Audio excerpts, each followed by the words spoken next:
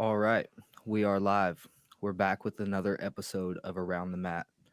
Joining us first, we've got a full panel of black belts today. So we're gonna start out. We've got Brandon McCatherine, the fedora wearing legend.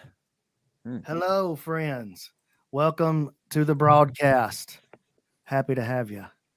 We've also got 10th Planet black belt Matt Skaff. What's up, guys? It is an honor and a pleasure to be with you fine gentlemen. We've also got gym owner and 10th Planet black belt Sean Applegate. Let's go, guys. And yet another BJJ black belt, Drew Weatherhead. It's happening, people. I gotta say, we feel like we're coming in on late breaking news with all these different perspectives. We got Skaff sort of chilling in a bomb shelter. You got me coming in from a car, and I think Applegate was actually just on Twitch because he said, "Let's go." That's it. That's it. All right, so we're gonna roll right into it. We're gonna start on the top of the agenda. We've got the best female grappler. Who is it? Ready, go.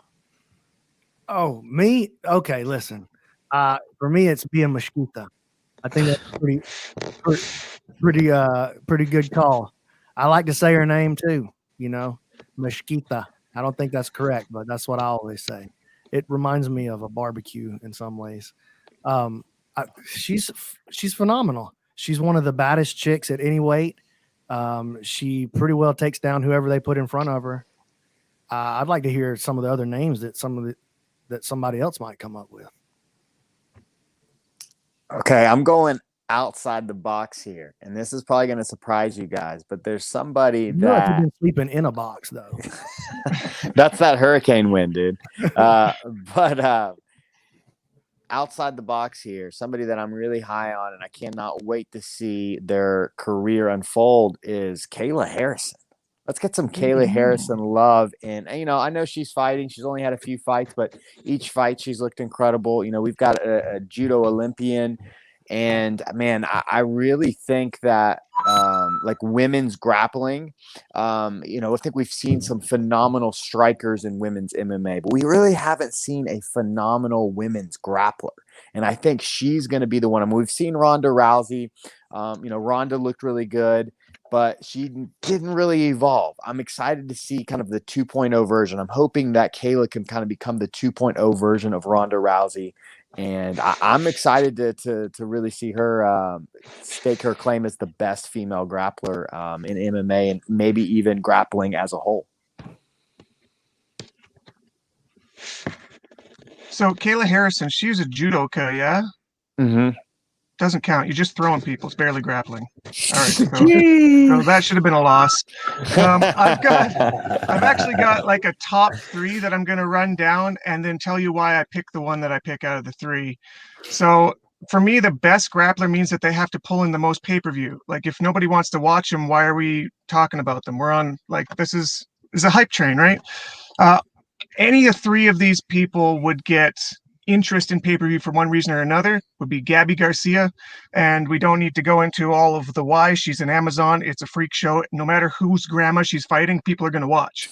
The second one would be Mackenzie Dern. A, because she's got that surfer bod, B, because she kicks ass, and C, because she doesn't do a lot of grappling anymore. So if she came out MMA for a super fight, everybody would watch. But C, and this is the one that I'm actually picking, is actually your girl, Grace Gundrum. Because I think there's nothing more interesting right now than a brand new phenom just coming out of the crib, coming in and choking bitches left, right, and center with stuff they've never seen before. I will tune in every day for that. Yo, Drew came in hot, dude. He did. Hot takes. Drew's putting it out there. All right. Be a mosquito, man. So here's the thing, like with grappling, that's an interesting take that Drew had too about like the viewership. I don't even really figure that in at all. So, my take's gonna be the complete opposite. When I look at grapplers and I think about like the best overall, to me, it's not like a gi no gi debate. It's more of a like, if you're going to specialize, that's fine. You can be the greatest at what you're trying to do. No one's trying to be the greatest at what they're not trying to do. So that doesn't really make sense to me either, the gi no gi thing. So be a mosquito, because like who's won IBJJF at the highest level? ADCC and EBI. Gordon, be a mosquito. Mm-hmm. It's easy as that to me. You know, like Grace is amazing, and she has so much road ahead of her. It's kind of like Micah Galvao, like in that sense where no reason to count it too early. You know what I'm saying? Like Grace is going to do amazing things, but for now, it's kind of be a mosquito. Like anytime you see a chick just snatching up world-class competition and just like in the blink of an eye, just they're done. You know what I'm saying? Like world-class female black belts just getting destroyed, submitted, and she did lose that match to Fiona or whatever, and that's okay. People lose matches from time to time, but I think in my opinion, she's the best. So I guess the biggest question is how do you guys feel about Gabby Garcia? Now we've seen people take out Gabby Garcia. That be the biggest question, man. Well, everything's big. Smoking. But how skilled do you truly think like Gabby Garcia or some of these, especially like absolutes? Because when you're talking about best grappler, some people would look at the female that is like going to win any weight, any rule set. And some people would choose Gabby. Now we've seen Gabby take a couple of losses. I think she lost that match to Liz Clay on who's number one, even though they did give it to Gabby. But I think most of us, especially the sub-only people, are thinking that was a Liz Clay, all day. For sure. But if in an absolute tournament, I guess now, who's winning? Who do you guys think is winning an absolute female? Who's winning a tournament? Like who's going to win an absolute is a different question than who's the best grappler, right? Yes. Yeah, that's rule set based. What you're saying now, I think. What's my rule set in this absolute? Are we talking ADCC absolute? Are we talking no time limit sub only? Yeah. What are we talking about? Give me some more parameters. It's got to be ADCC. I think that's what everybody. This ADCC is going to be the biggest tournament there's ever been. The one that Mo's putting on. I think, whoever wins this upcoming ADCC really is going to stand out. I think it's either Bia or it's Gabby Garcia then. Yeah, it's Gabby, man. Like ADCC rules, bro. Who in the world is gonna deal with her? And that? Come on, man. She looks like I used to like show people as a joke, like check out this highlight of Gabby Garcia from ADCC where she runs at this chick and just paws her like a bear until she curls up in a ball and then submits her. It's like it's a joke, Leonardo, the Revenant. Yeah, I mean, really, the Revenant. To answer your first question, Skaff, how great a grappler is she? To be honest, obviously she's black belt level, but I don't see her as a technician ever. I've never seen something, even a single highlight of her millions of matches against old people and smaller people, her looking like she's actually using really good technique. What she does is she stalls people and she smushes people. And of course, in an absolute or an ADCC setting, nobody is bigger than her. Nobody's even within 50 pounds of her. So it's kind of a skewed conversation to begin with. And if we were to go back to my original 3 picks, Mackenzie Dern, who's like tiny, she's itty bitty, has actually beaten her in a points competition. So I don't think that Gabby's a good point fighter. I don't think she's a good submission artist. She's big and she smushes people. And I don't know, that to me is not a compelling grappler. It's a winning grappler, obviously. She's won everything a million times, but that was the question on this one, though. Yeah, it was for sure. And I think sometimes in some of those rule sets, being big and just smushing people is about all it takes. You know what I'm saying? It didn't beat Mackenzie. It didn't beat Mackenzie, and she's 3.5 Mackenzies. It did beat Mackenzie, though, is the thing. Like Mackenzie won once, right? Yeah, she won. Yeah, but Gabby couldn't score a point on her, and in fact lost on a penalty. But what about the other matches? What about the other matches? Well, let's talk about the one that she won, though. The Mackenzie one. She got to Gabby's back. Not enough to get points, and it might be because her legs couldn't get around. I don't know. But like Gabby was on defense the whole match. You don't even have to watch the highlights. Watch the whole thing back. It's like a 6-minute match. But what about the matches where Gabby beat Mackenzie? All right, let's go and get the highlights and compare them. How does she beat her? She's big and she smushes her. Yeah, exactly. I don't know, man. Tell you what, from where I'm coming from, it's not enough for me to make a meme out of it. Yeah.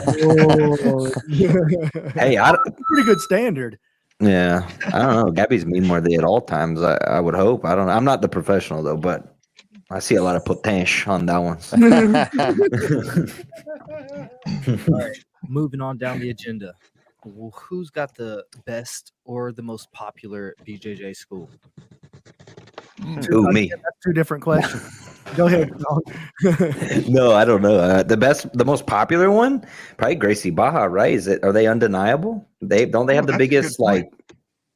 like envelope. Like they've got the whole like grade by attendance and unified curriculum and uniform, and I mean they just have that karate model down, like where it looks like like that one size fits all. Like when it comes to marketing, I mean, we can argue all day like what jiu-jitsu is and all that other stuff. But when in the conversation of like who's going to retain, bring in the most, things like that, that kind of system, that consistency is what matters in business. And I mean, they're doing it. You know what I mean? So maybe Gracie Bar, I don't know. Somebody just got a plus point for saying Gracie Baja. I'm out of here. I think the question being what's the most popular, you have to go into pop culture. And I don't think in pop culture that GB is that big. They're the Starbucks of jiu-jitsu. There's one on every corner of every street. And they've done a great job of disseminating. But I think popularity-wise, if it weren't for the fact that COVID moved DDS to an island, they were the most popular. The Blue Basement was the most popular in the zeitgeist. You know what I mean? Nowadays, not so much, because they become this little island thing that's like, well, I guess they're still around. Gordon's not competing anymore, so I don't know if they've got the popularity thing. Maybe somebody like, I'd say my top three would be either Legion with Keenan, Atos HQ with Galvao, or Fight Sports with Cyborg. I feel like y'all are crazy people. The most popular jiu-jitsu school is far and away the Gracie Academy with Henner and Huron. Far and away. Yeah, I mean, that's popularity. Or you could say that it's 10th Planet because of its exposure with Rogan.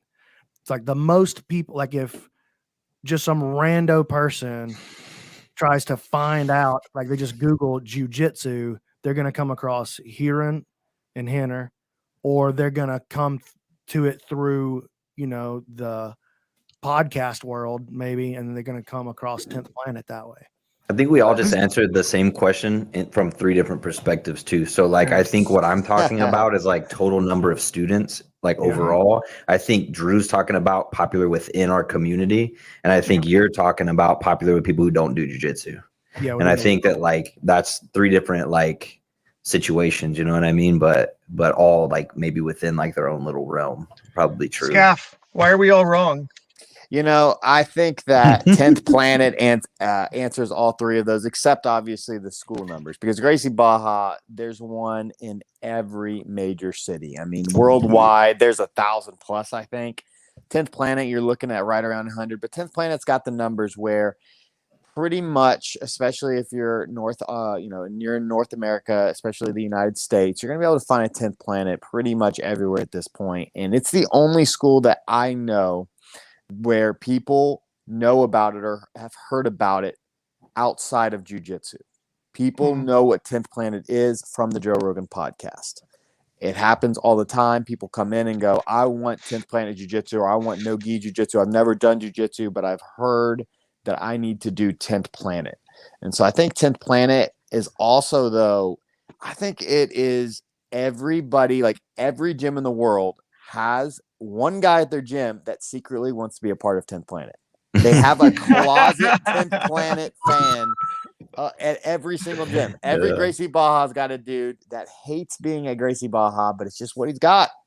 And he's secretly doing Eddie Bravo stuff or Brandon McCatherine stuff, or he follows Nathan Orchard or Applegate or whoever, and he's using those guys' stuff to beat his instructor and his instructor's students. And 10th Planet, man, I think it's the answer for pretty much all of them, except just when it comes down to pure numbers, you can't beat Gracie Baja. Not if he's using my stuff. He's getting smashed if he's using my stuff. I can tell you that right now. he's getting DQ'd. Hey, you know what avenue 10th Planet is really killing it in that you didn't mention, Skaff, is MMA. As far as UFC is concerned, name another affiliation that has more people in the UFC. Like you got some guys in the top 10 of a couple different areas. You know what I mean? Yeah. Kelvin Gastelum. Who else is just right off your tongue? Who's your crazy boy? Ferguson. Yeah, Tony Ferguson. You got some girls in there too, right? Yeah, Juliana Rose's 10th Planet. What's the one off the top of the head that we should all Ilima? Yeah. Yeah. Oh, yeah. Yeah. Anyway, she's in Yeah, and Belgium. if I was gonna say Gracie Baja, who would you say? You know what I mean? Like it's in that avenue. I think 10th Planet's killing it. I think they don't. Well, with the sponsorship deals now and the way the uniforms are, I think it's hard to like know who's with who. You know what I mean? Like, But then why do we know the 10th Planet guys? They're killing it somehow, because right? we're loud. Because we're loud. We're kind of loud. That's part of the popularity, though, right? You should be. You That's should be. Though. You popularity. should be. I'm not saying you shouldn't be. I'm just saying we are. You know what I mean? Yeah. All right, Yeah, we we're talked just about loud. the most popular school. Who's got the best jiu-jitsu? Who's the best? Straight jiu-jitsu. I mean, right now, I would have to say, depending on the rule set, if Yeah. we're talking about like who can score some points, I got to go with the Atos team at the top. And if we're talking about no time limit, sub only at the very, very top echelon, it's right now, it's Craig Jones. It's those guys over there.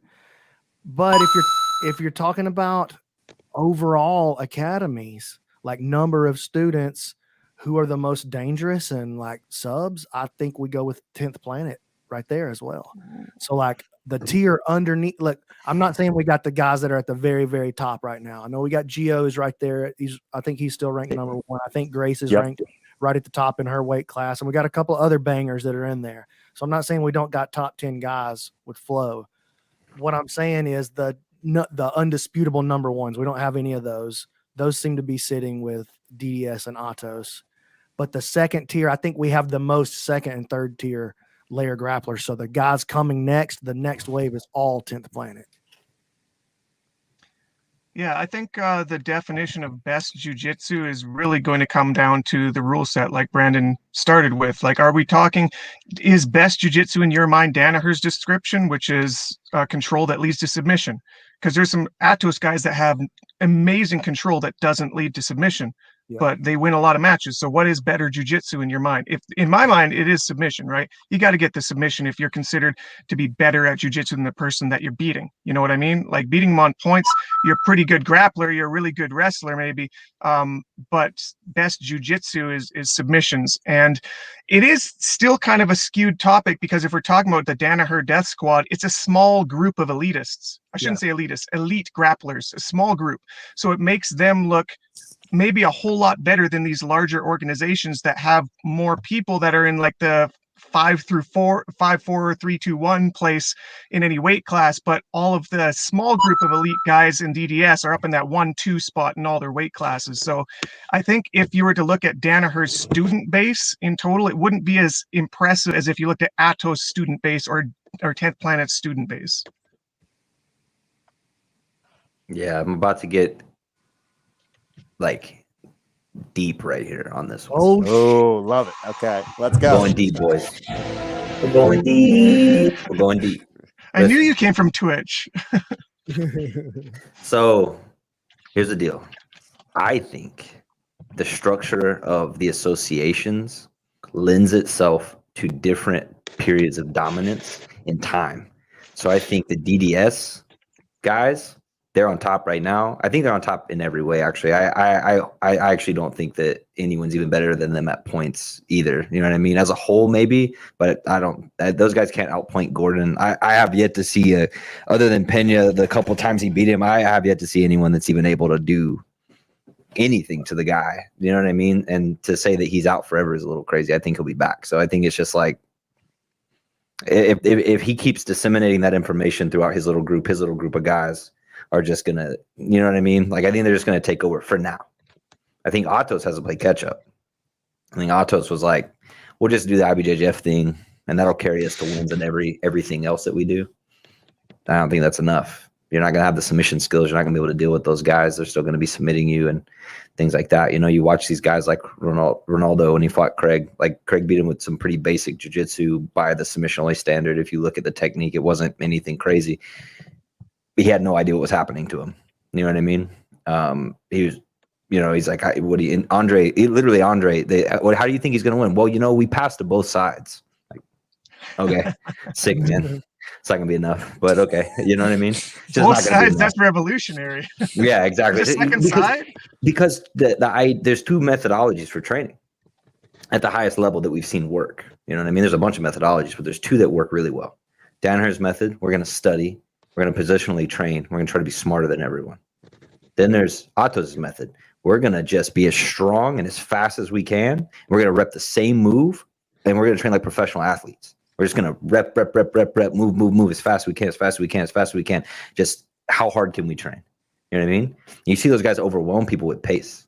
You see them beating people because they can't keep up. They get exhausted. They can't do that because that's not how they train. You also see you're missing one ingredient for both of those teams. Steroids. Acai. Well, we're gonna take that out because they both have that. So I'm not gonna go too deep into the accusations. You know what I mean? But basically, what I'm saying is the one thing that they both have though that 10th Planet doesn't do, that we're on the opposite end of, is because we have guys that are really smart. We have guys that want to train really hard. We have that. You know what I mean? But we're different at a fundamental level because they put everybody in one room and they all train together every day. Both teams do that. You have Atos HQ, all their best guys are in one room. You have DDS, you can literally only be in one room. You literally can't even be a member of their situation. Sometimes you're in the room and you're still not a member of their group. You know what I mean? I have guys at my gym now that have moved here that trained under Danaher purple belts and such that are like, dude, we were never even considered a part of their thing. And we were there for years. So it's like, that's not a thing, but we don't do that. So Eddie didn't do that. Eddie's goal in the beginning wasn't to do that. It was to help all of us have schools and kind of live the jiu-jitsu life and get off the grid, right? Which is a beautiful thing, for us, because it was like, hey, Eddie helped us build a life for ourselves. But here's the thing, because we were never all in one room, we're all building it ourselves from the ground up. So a bunch of us that have been around for a handful of years are starting to have guys that are competing at that level. Like I have students, I have brown belts that are fighting at a reasonably high level, and I'm not the only one. There are tons of 10th Planet schools that have that. Look at Geo. Look at all the guys under Geo that are Kyle Bame and all these guys. You know what I mean? So we're actually, whereas you look at Atos, you look at Danaher, and then you look at 10th Planet. 10th Planet isn't one room where we're doing what they're doing. 10th Planet is 30 rooms. You know what I mean? I say 30 rooms instead of 100 rooms because not everybody's out here trying to churn out the best grapplers of all time, but some people are. And what happens is it's just a slower process, but we end up with way more. So right now you have Atos and you have Danaher, right? You have these guys doing this thing. What you end up with in 10 years is all these 10th Planet schools that have managed to cultivate what they've already cultivated for the last 10 years. You see what I'm saying? So for the last 10 years, they've been cultivating. We're just now kind of getting behind that. So the next generation is 10th Planet. So right now you have Atos on top for points. If you want to take it that way, that's fine. There's reason to believe that. You can have DDS on top for submission only or overall jiu-jitsu ability or whatever. 10th Planet's right there on both ends, kind of pushing them both out at the next generation. You know what I'm saying? And that's what I believe when you start talking about best jiu-jitsu overall and why certain people are in certain places. It's the structure of the association that lends it to be that way, I think. Dude, John just came out with some space is fake theories. Yeah. Well, I think that's time traveler shit. I think that we're starting to see if Gordon is truly out, which I'm with you, Sean. There's no way he's truly out. It's still slated for ADCC super fight. He's still in. Yeah. And so we have to assume he'll be back. But if he's not in the scene, if it happened right now and Gordon's not competing, I really have been down on some of the DDS's guys' performance this year other than Gordon. Mm-hmm. Gordon is by far and away the best guy, right? Craig Jones is super good, but he's not Gordon. He's not Gordon. There's a handful of guys that I think beat Craig in a couple of different rule sets. Now, Craig might be the best sub-only grappler, but he's not the best DBI grappler. We know that's Mason Fowler at least beats him multiple. I mean, every single fucking day. Yeah, I was gonna say, does he beat him 10 times out of 10? And so I look at all around. I would probably have to go with Atos winning the most rule sets. I think that they have a stable of guys right now, especially with the Rutolos coming up. I mean, what's the ceiling on those kids?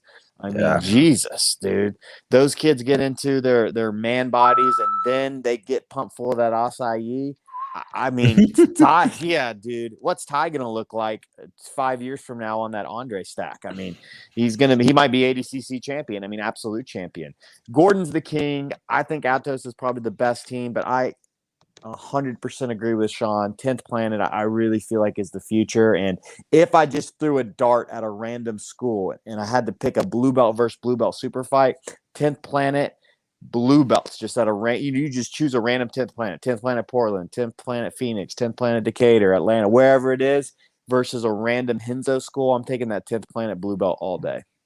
Oh, That's a structural thing we were talking about too, though, is that you can pick on them in that way and say like the average student because they didn't spread out like we did. You know what I mean? Like they're, this random Henzo school over here might be run by a guy that never competed once from white to black belt. Whereas in 10th Planet, it's like you got a black belt and you never competed. How'd you do that? Like Eddie's just like, you're 57 years. Look at Jay Watkins. Oh, you're 57 years old. Well, I'm gonna need you to get out there and run it, Jay. You know what I mean? Jay's doing MMA fights at 55, trying to get that black belt. You know what I mean? Jay Watkins, 109 years old. They had to wheel him to the cage, but he runs it, dude. Yeah, it's just a different game, I think. All right, let's move on. Lamest submission. What do we got? I had one queued up for this, but listening to Skaff's talk gave me another idea. I'll start with the one I had queued up, which I don't know if Skaff will agree with this one himself because he likes dirty shit. But the gas mask. This one right here, the Wagner Hocha. Yeah, that's some bullshit right there, but it works and I hate it. Especially when they pinch the nose or do that. That's some serious grade A bullshit. But when you're talking about the Rutolos, is it Ty that's been hitting multiple buggy chokes at black belt super fight levels? Can you imagine a more embarrassing way to go out publicly than a buggy choke? That shit's not supposed to work at a white belt level, and your black belts are getting toasted by it. Yeah, see, there's one movement that makes me cringe, especially if it's like a blue or purple belt, spazzing out, trying hard, trying to tap the upper belt, and it's the spazzy rolling toe hold. There's something about a dude starting a match off in the first 30 seconds. If he does a rolling toe hold, I immediately am not a fan. I immediately hope they lose. Just watching them, just like it is the worst move. Like I hate that. I really thought hard about this topic for like the past couple hours. Like, what am I gonna? And they just couldn't think of anything that just makes me cringe more than seeing a just rolling toe hold. Not toe holds. There's a time and place for a good toe hold, but a rolling toe hold. Oh man, and the guys that act like they're leg lock experts because they like, yeah, man, like I'm pretty good at toe holds, and they just all they do is spam rolling toe holds. Nothing's worse. Nothing's worse. You just inadvertently make fun of every catch wrestler left alive, dude. Hey, so you got rolling toe hold or what? Yeah, rolling toe hold. Somebody did that to you or what? No, I can feel the sensitivity through the screen. No. So there's honestly, story. Brandon used to tape up his foot. Okay, and there was two guys in particular. One guy was he was a blue belt from Tennessee. Brandon was probably like a brown belt, and I just remember this guy.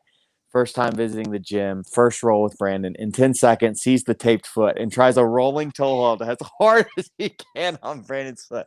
He doesn't tap Brandon with it. I just remember Brandon's face. Like, Brandon just beat the brakes off him. But I remember guys like it was just to me, and I just remember being like, you had to Brandon's do it. got a taped foot, and you're going to try a rolling toe hold in the first 15 seconds. Like, yes, that's absolutely. That's the move, dude. That's the move. Was I that blue belt? I was from Alabama, though, not Tennessee. It was me. No, I think it was yeah. And I said you didn't tap him. If it was you would have tapped him. I just needed one win before I spend the rest of my time underneath that thing. Yeah. So I think if we're going to talk about what's the lamest submission, we have to think about what's the most anticlimactic thing that can happen on the mats. What is the submission that makes everybody on the sideline go, oh, what happened? Did he tap? He tapped? What did he tap to?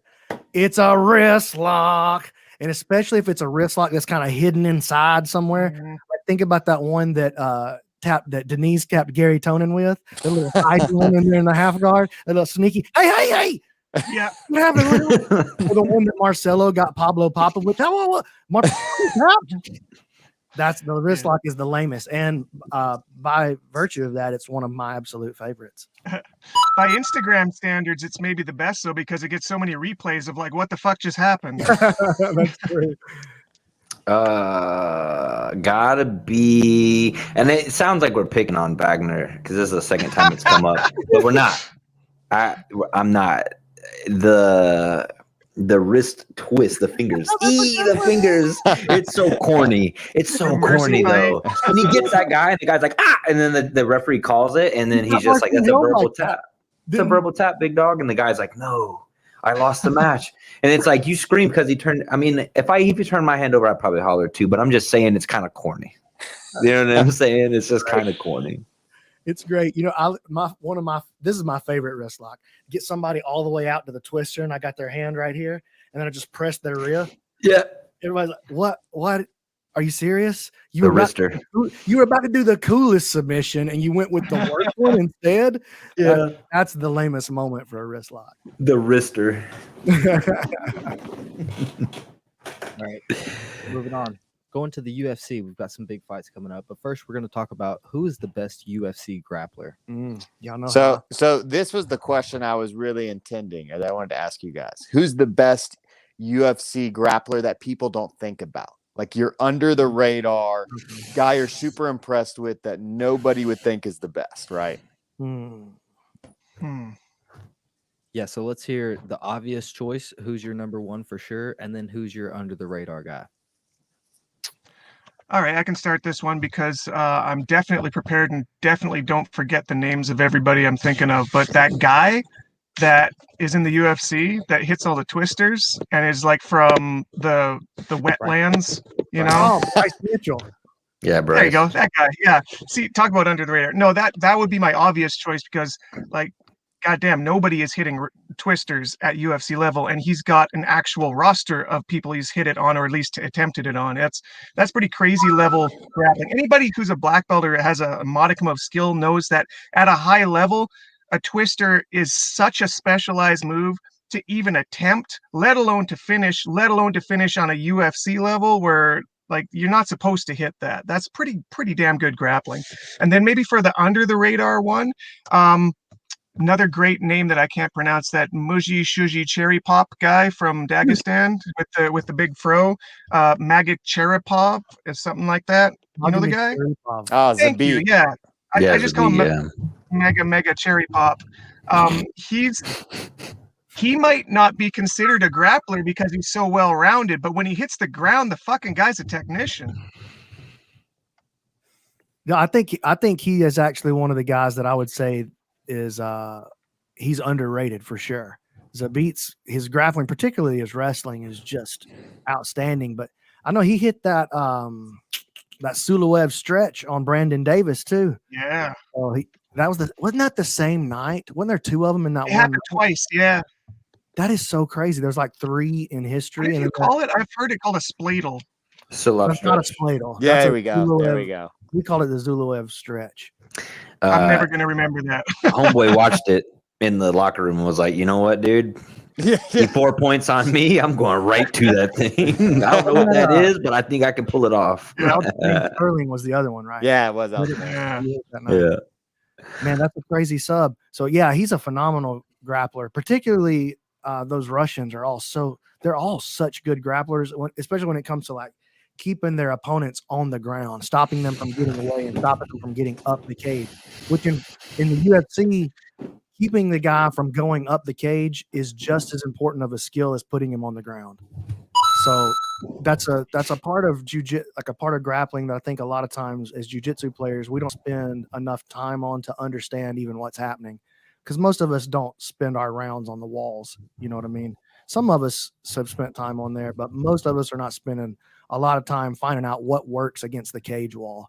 You know, we're just out there grappling and stuff. And that's a part of the fighting in the UFC that has to be taken into account. So I think that's a great choice as a beat. And I was going to say Bryce Mitchell as far as most underrated grappler. People people don't understand how good that guy is. I got to roll with him a couple of times, and Oh, he's cool. phenomenal. Best grappler overall, though, number one. Like overrated, underrated. It's Ryan Hall, easy for me. Oh, sure. Yeah. That's right, coins. Yeah, that's easy. Number one, like that people know, has got to be Ryan, especially at this point with like Jacare's done, Adolfo lost. Yeah, Maya's Don't talk about Adolfo. Oh God, even say his name. Maya's cooked, bro. Like he's done. You know, like it's you have all these amazing grapplers that have gone to MMA and transitioned well. You know, we have a lot that didn't, like Marcelo Garcia, Andre. You know, all those guys, they didn't do too well. But you have the ones that did, that were also high level grapplers. Fabricio, you know, they've done great, but they're all pretty much done. I think Ryan Hall's just getting started if he can just get some fights. You know what I mean? And so he's the number one for sure. I think that people do know about. I would have said Zabit for underrated because I just don't think people know what they're looking at. Like unless you're like a good grappler, when you watch Zabit, you're probably just like, oh yeah, he grapples a little bit or whatever. But if you know what you're looking at, it's like, damn, this guy's like actually really good. I don't know who's other than him who's really underrated. Like, what about this cat that keeps pulling guard and jacking people up? Like, what's that dude's name? Paul Craig. What about Paul Craig, man? Paul Craig, that's the guy I was going to talk about. I was like, Paul Craig, people need, especially in the jiu-jitsu community, we need to start thinking about him when we talk about great jiu-jitsu artists in the UFC. Let's get behind him. Man, yeah, we need to get behind this guy, man. This dude pulls guard, breaks probably the gnarliest arm break we've seen in a long time. I mean, I guess we just saw Jacare get his shoulder and that. Sean, first, was that an Udi that got Jacare? Was that definitely 100%? That was a beer lock. It was an Ude Garami, and Jacare did it to himself. Is the worst part. Yeah, he literally did it to himself. With a bunch of different people, they're like, that was an armbar. I'm like, it's not an armbar. That's a rotating snap of the humerus. That's a rotational move, which means that it was like more like a mirror lock than an armbar. Yeah, if he would have driven in and circled the head, he'd have been fine. He tried to pull out of it, and bonk, there it goes. Yeah, that's wild though, because you guys, I was like, oh man, I'll say Zabit. I don't think anybody else would like talk about Zabit. But you guys, we all have the same eye, right? Zabit's grappling, the way he hangs on people. He just hangs on people. And the Russians have like a fascinating way of just wearing their opponents down. You know, they get a connection and then they force you to wear it. And they're really good at, you know, whether it's making it heavy on your hips or your shoulders, or they're just phenomenal at doing that. But Zabit had the full package of takedowns. His ground game looked phenomenal. But Paul Craig's the dude that comes to my mind right now as a guy that I'm looking forward to seeing what he can do in the top 10 at his head, especially in the heavier weight division. You know, I think it's really cool that we've got a heavier guy that is pulling guard and looking to use jiu-jitsu to win fights. Just really cool. You know, a couple of names that should be mentioned more, but that aren't. So I wouldn't say these guys are underrated, but they never come up in the discussion for some reason on grappling. Brian Ortega and Pedro Munoz. I think both of those guys' jiu-jitsu is off the charts. Pedro Munoz has one of the nastiest guillotines ever. I got to feel that. We were in Brazil getting ready for when Ben Saunders fought in Brazil. I went down there with him. We got to go train with Pedro. And, man, I'm telling you, when he grabs your head, it's a massacre. Ugh. And then Brian Ortega, we've seen what he can do if he gets a hold of that Anaconda guillotine series. He's phenomenal. Shoeface had like 4 fights where he looked absolutely incredible. Yeah. He tapped Gary Tonin with a flying triangle. Everybody forgot. Yeah, fucking fast too. All right, guys. We'd be silly to talk about UFC without bringing up the Conor versus Dustin fight. Hey, before we go to this, tell everybody about how to join and subscribe to the channel and all that, like the join button. Yeah, so you can't join the YouTube membership unless you are on the desktop. So if you're on a phone, go to the computer. If you're on the computer, go to the channel, click the join button. You'll get access to members only content here on YouTube. And yeah. Yeah, and if you're on the desktop watching, the button should just be down here. Right down there under the video. It should say join. Just hit that. And then, we'll play wonderful noises every time you join. If you join the 99-cent level, we call that a bread eater, and we'll do this. Womp, womp, womp, bread eater. See? I'm down for it. I'm sold just on that. I love bread. All right. Conor McGregor, Dustin Poirier, the rubber match, the trilogy. Who takes away? We should put money on this before anybody says anything. We should put a cash out. The dude with the fedora and the sunglasses is trying to bet money. Shocker. I'm trying to get paid, and let's bet some Cardano, Skaff. Oh, that's real money. I thought you meant like this fake stuff that we still use. Me and Skaff have been going crazy on this Cardano. Hey, dude, I'll bet you some Cardano, Skaff. How many Cardano? 10 Cardano to the winner. Okay, 10 Cardano. Let's do it. I hope we don't pick the same. God. I got like 75% of my holdings in ADA, dude. Oh, you're in too. 10 Cardano. Skaff, all right. Applegate, you got Cardano? No. You can pay with fake money then. All right. Yeah, nonsense. I got a Monopoly set downstairs. I got you, big dog. Let's do it. All right. All right, who's starting this one? He's out of the bet, so he's in. Man, I don't know. Probably Dustin. Great argument. I guess, So I'm going to be completely honest with you guys. Yeah, that's about how I feel, to be honest with you. So I'm going to be honest with you guys. It doesn't matter to me who wins this fight, but hopefully Dustin, I guess. I don't know. I got pooted on, dude. Yeah. I just don't. It's just not like in my realm of care, I guess, anymore. The UFC is so out of control. I think it's awesome. You know what I mean? It's a lot of hype. I'm super glad to be here with you guys. Just happy to be here. If you were to go by meme standards right now, if you were going to bet your Cardano based on the memes, Conor is going to beat him 3 times in the same fight. He's going to pull him off the ground, knock him out again, and then the third time he's going to knock him over the cage into the audience, and that's how he's going to get the double champ back. Because everybody online thinks that, he's using karate stance, so karate stance McGregor's untouchable. You're not going to be able to beat this guy. And you listen to his tweets, it's like, I'm going to knock him out in the first 30 seconds. It's not even going to be a fight. But I think if you're an actual to that impression. me Lucky Charms. If you were actually an MMA fan, I don't know how you bet against Dustin in this one, because the last fight wasn't even close. It wasn't even close. The leg kicks beat him before he ever got knocked out, and that started early. So I don't know, man. I think that Dustin is just a better fighter at this point. 'Cause look, Conor's had a lot of fun with his Lambos. He's had a lot of fun with his yachts, and I'm sure he's going to space next, and everybody likes following him on Instagram. But he's not that hungry fighter that Dustin is. He's not. I'll watch that. If he goes to space, I'll watch that. Conor McGregor in space? Are you crazy? I'll watch that. Sean and Eddie Bravo tuned in, dude. Yeah. Eddie ain't watching if it's in space, dude. I can tell. Yeah. That's PG. Oh, okay. I'll go next. I 10 think Cardano's on the line. Be careful, dude. Yeah, these are the real results, not to whether Keelan poots on me or not. Let's just get that out of the way real quick. Keelan can poot all he wants, but the facts shall stand, and that's that I think Dustin is going to outbox him, and Dustin's going to win the fight. Now, I don't necessarily think Dustin's going to put him away, but I think Dustin's going to outstrike him. I think he's going to win the fight, and I think people believe maybe that Dustin has an advantage on the ground. I don't know that I think that's true. I think this is a really close fight, no matter how it shakes out. I mean, obviously they split the first two.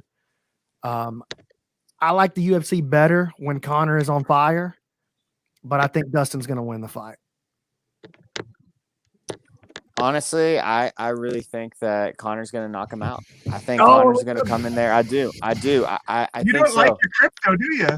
Man, He hates that Cardano. No. So honestly, I think Conor, he's been in this situation before. He's like the only guy that's he's chasing not even like UFC glory. It's more like he's chasing like challenges, And I thought you could see a rainbow.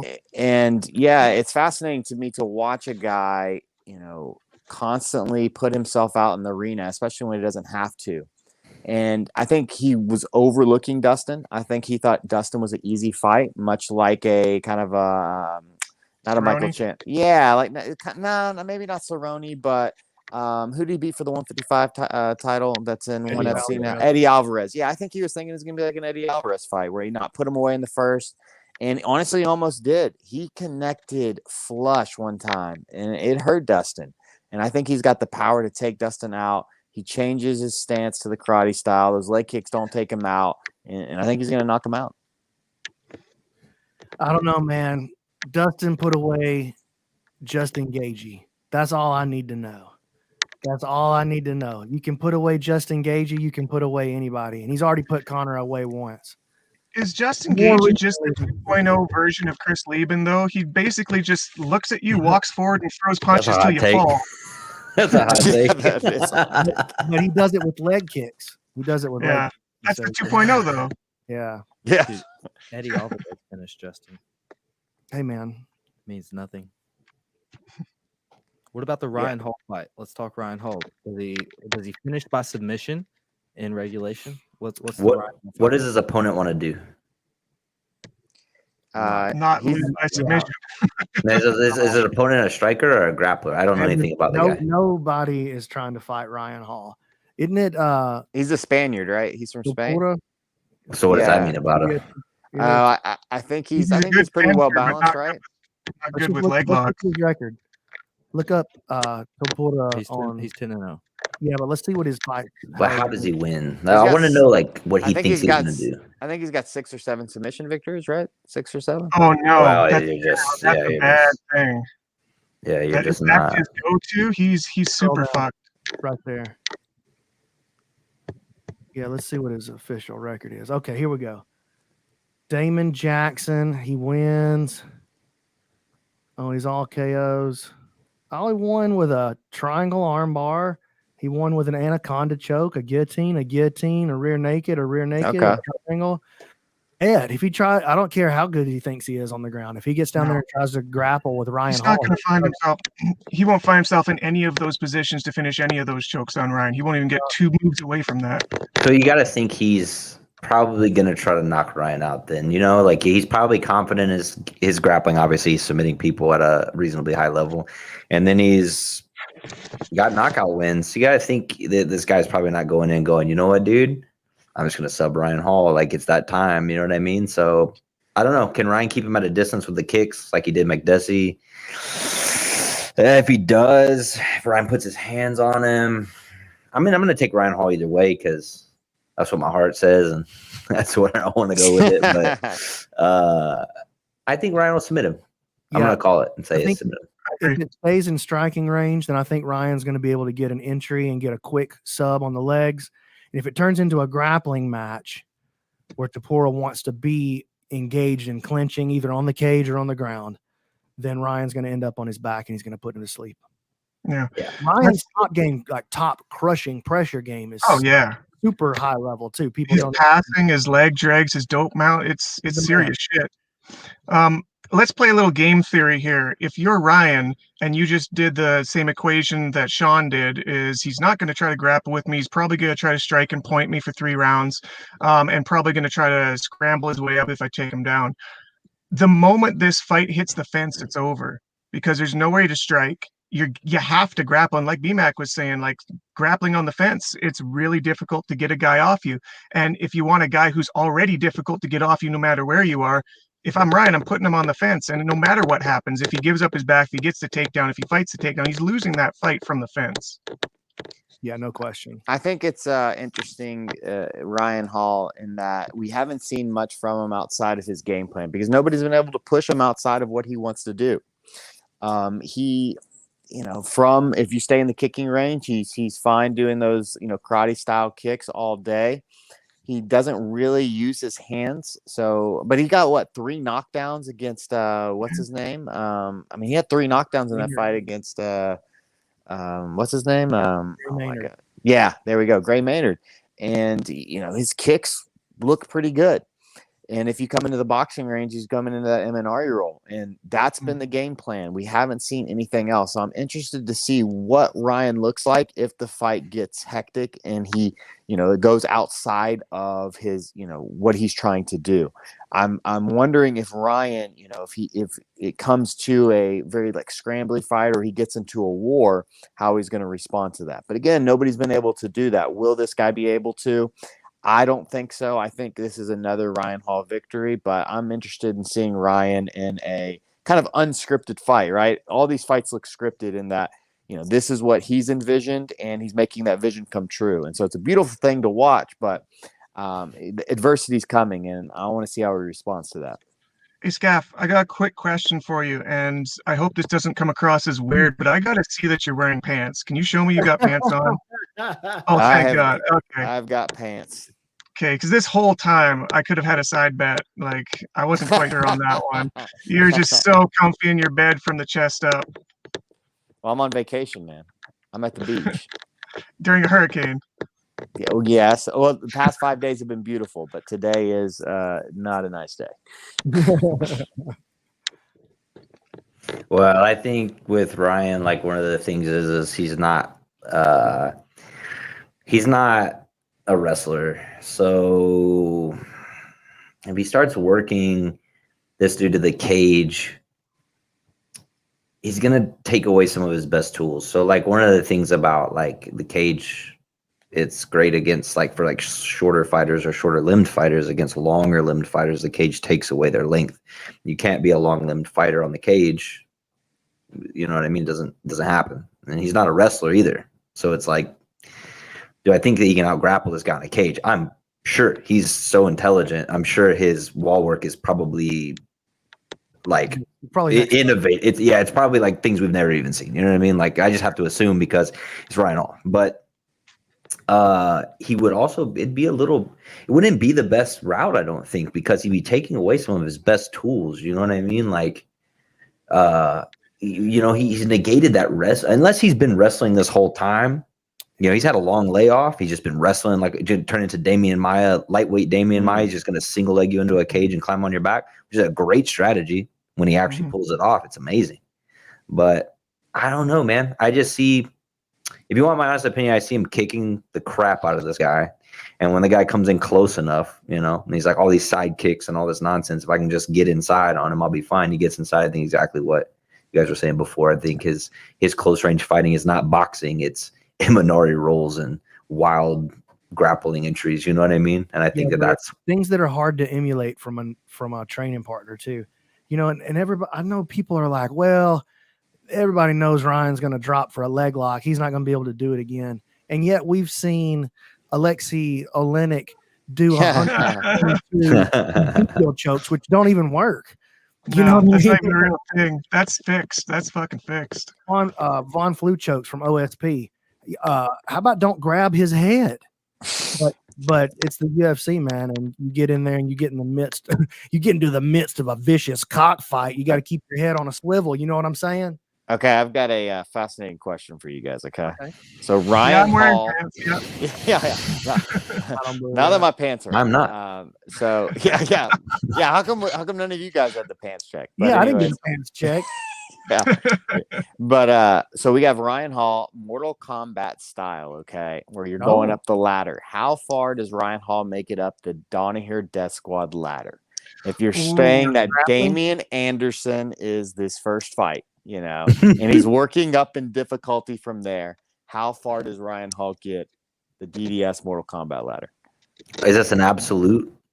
I mean, Gordon's 250 now or something. So I don't care about Gordon or Craig, but I guess we're looking at up to Taza, Gary, Taza, those guys.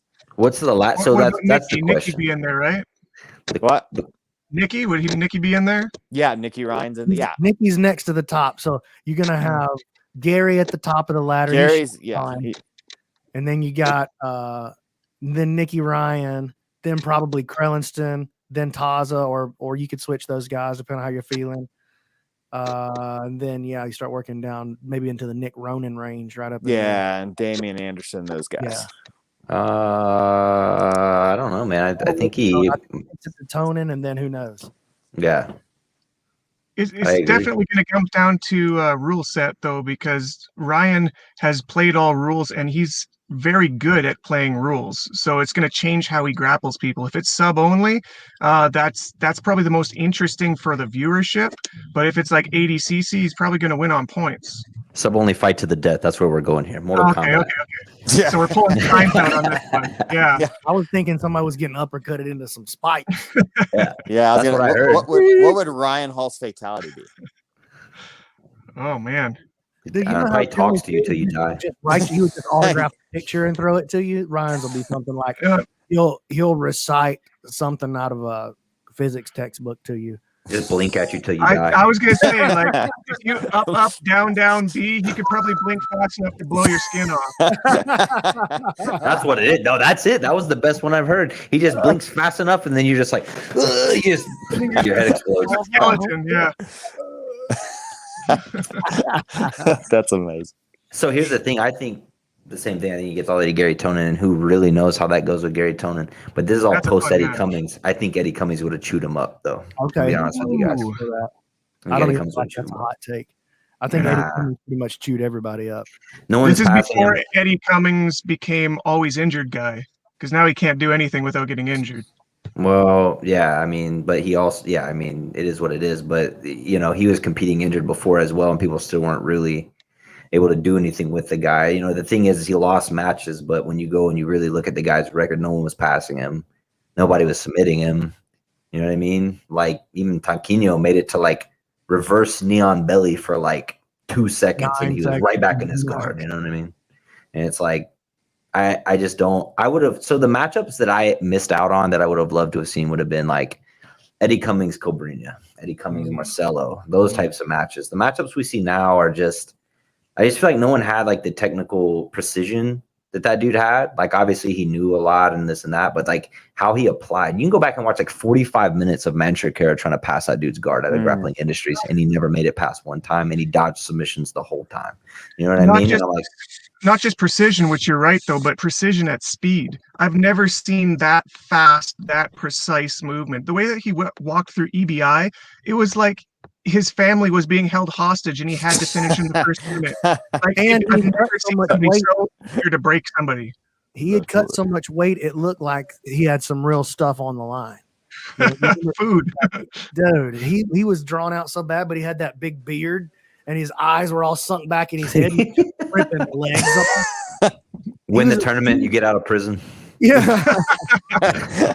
Eddie, they changed his nickname from Wolverine to Gulag. Yeah. But think about though, he did have a lot on the line in that tournament though. That was the first tournament after he left Danaher's, right? Like he was gone. Danaher wasn't his guy for that one. He cut all that weight alone. Well, he had Octavia, but it was pretty much alone. He's by himself down there in Mexico trying to cut all that weight. And then he has this big showdown with Gio. You know what I mean? That had been a long time in the making. So huge weight cut, just left his team, big showdown with Gio, all these things going on. Your coach is telling you you're going to fail, all these things. I couldn't imagine the guy's mentality going into that thing. You know what I mean? Like, holy crap, dude, imagine. Yeah, and then he does as well as he does. Misses it by an inch. You know what I mean? Well, he looked like a cyborg in that final against Gio. He looked like a cyborg, like just ran through Gio. Gio defended the whole time and did great surviving. But I mean, that transition when he went to he was never caught in submissions, so it was good attack. If it would have kept going, he was putting him in that back triangle at the end. The back triangle from the leg lock to the back triangle transition was insane. Yeah. Everybody remembers the submission in overtime, but the actual like real-time match was a domination by Eddie. It was like you're saying, Brandon, it was a timer thing. Like, I love Gio to death, but he was holding on to his exposed leg for dear life for like 5 minutes. Yeah, and by the way, nobody else ever managed to do that. Like, no one that he ever tangled up. They died. Now some people didn't get tangled, right? It's like a couple of times Toquinho didn't really get tangled up. He got his leg broken out. Let's bring this back to the question though of Mortal Kombat, because we're going to come back to our main boy Gary Tonin, who actually did really well against Cumming. That's not just because he's his training partner, although I'm sure that helped, but there was like that precision at speed. Gary can hang at that level, and he was like slipping everything at speed, and eventually got him with this triangle from, what was it, Mount or But was that a fake match? Yes. fuck off. No way. No way. The rumor. Rewatch it, man. Rewatch it. There's so much attack I on don't Eddie's know. part. I don't know. I asked. Okay, so I had talked to Eddie, and Eddie said that it was a fake match. Bravo's Eddie Bravo- convinced it's a fake match. Eddie, Wait a told, sec, do you yes. think that Eddie Bravo would believe something that's not for sure true? Do you believe that? I don't know. He believes for a fact it was fake. That's all I'll say. I don't know. I'm just He saying does. he believes a lot of things. So Wow. if that's your key witness you're bringing in, I'm still going with use your eyes and watch the match back, man.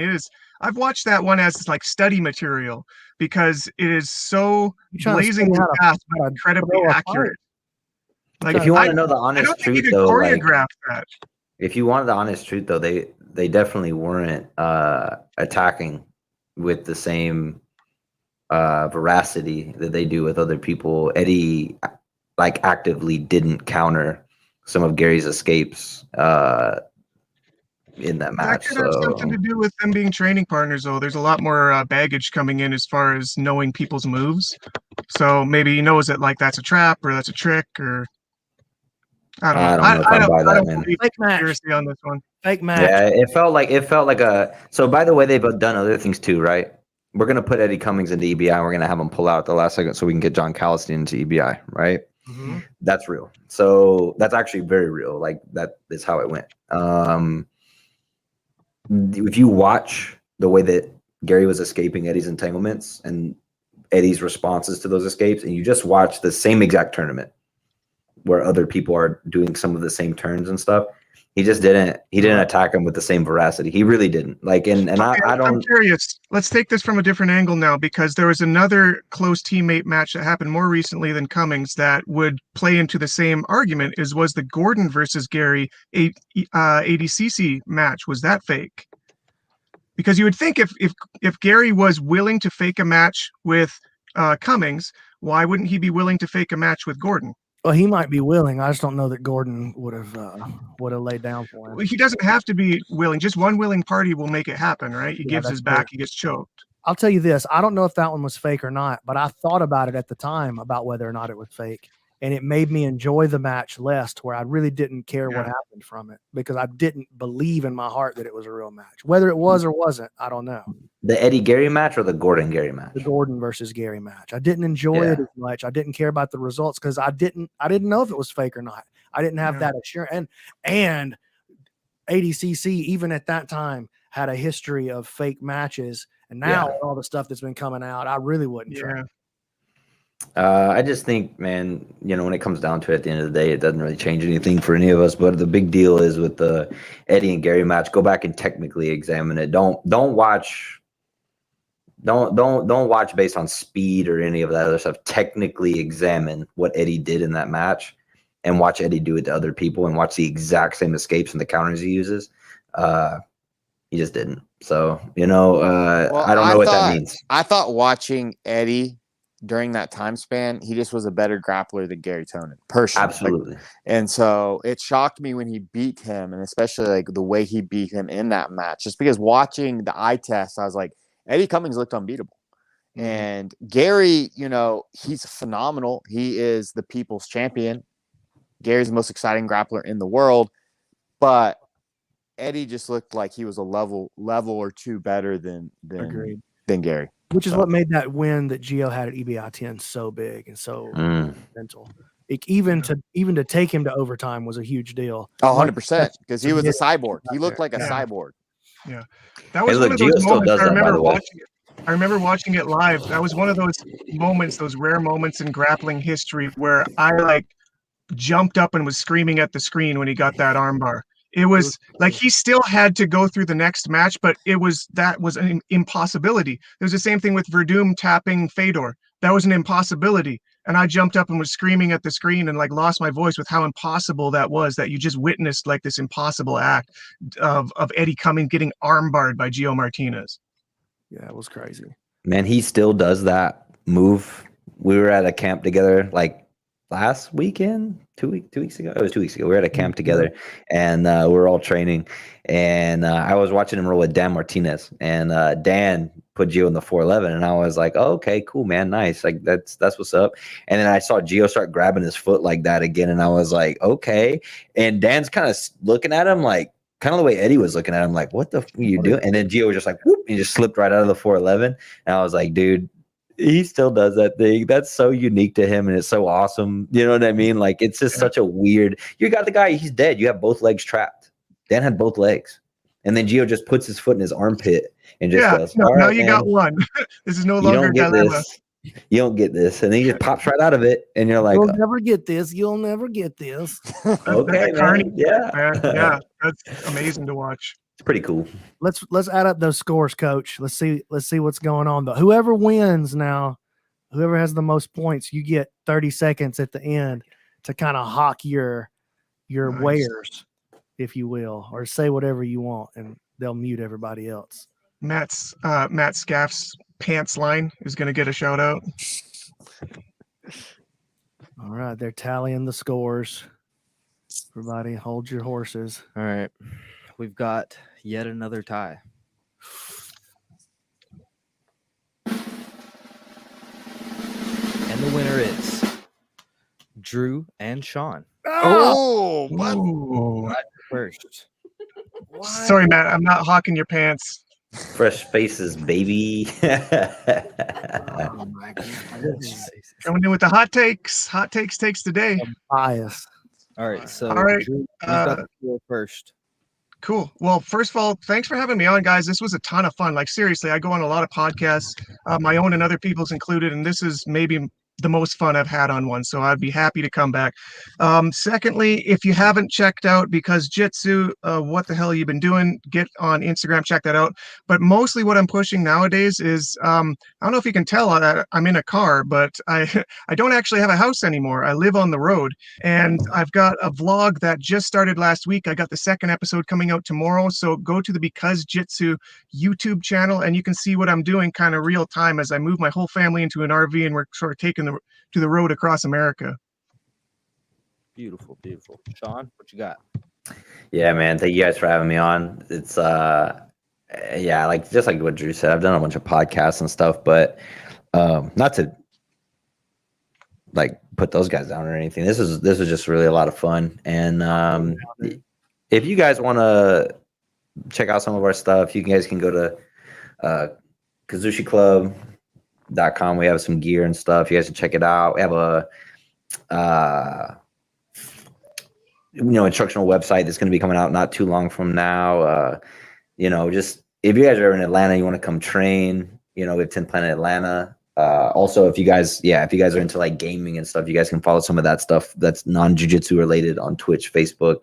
I got all that stuff going on too. But yeah, no, I just thank you guys for checking it out, and thank you guys for having me on. I had a blast. All right. Brandon, any last words? I feel like I got cheated, but I'll just let it slide. I am excited about the Cardano bet that I got going with Scaffinho here. So, Skaff, just to make it official, you picked Connor. Yep. And then me and Drew picked Dustin. Yep. All So right. if he loses, does he pay each of us? I'll pay each of you Oh my God. 10 Cardano. Cardanos. That's a risky Whatever bet. gets rid of that Cardano. That's right. All right. That's it.